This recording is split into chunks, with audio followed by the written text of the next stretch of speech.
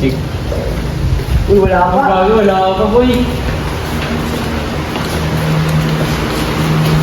Baka natin yung problema.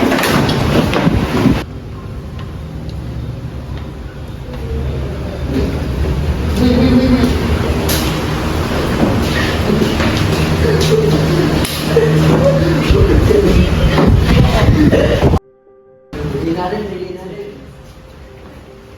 Hoy! Ba't may Chinese ka? Tangdara ka na. Napakalayo. Baka pangit mo. Napakalayo na makita ng mata mo. Tara na.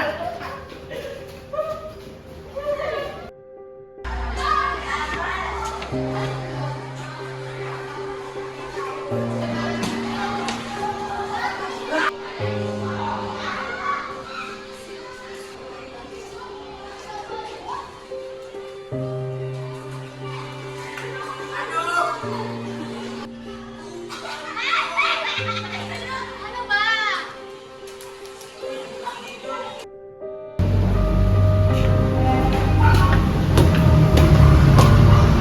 Ngayon, balik na yun. Kaya ako Ano ka dito? Bangon na dito. Kung hindi pa nakawin. Hoy, ikaw! Watan ka na. Ano ka? Nabagyan namin mo. Ayun, Boy, magagawa mo. ano, boy? Tara. Ang ginagawa mo, Mamaya, boy. mo. Ginagawa mo, ha? Boy, takasin natin yan. Amin na itong patrol!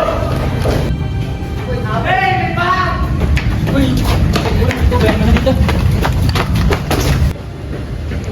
Hey, may bag!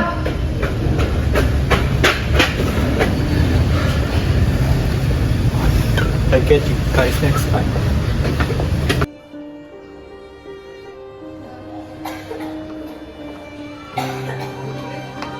Mamamatay na ako.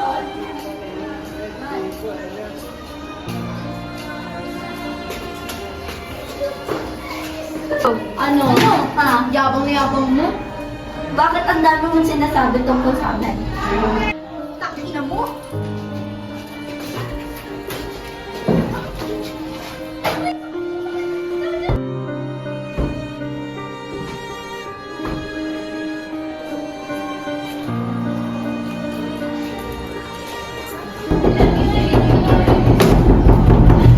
Oh, okay ka lang? Paano ka? Uy, okay ka lang?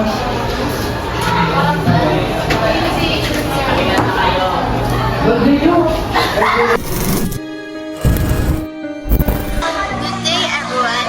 So today we're going to tackle about a serious topic. What is domestic violence and bullying? Well, domestic violence, also known as intimate partner violence, is a pattern of behavior in which one person in a romantic relationship tries to control and dominate the other person through physical, emotional, or psychological abuse. Violence can affect anyone, regardless of age, gender, social-economic status. Bullying and domestic violence are called cyclical. Those children who witness domestic violence are at much higher risk at becoming both bullies and victim of bullying. Violence is the treatment or actual use of physical force or power resulting in physical or psychological harm to others. Bullying is a form of violence. Domestic violence stems from a desire to gain and maintain power and control over an intimate partner.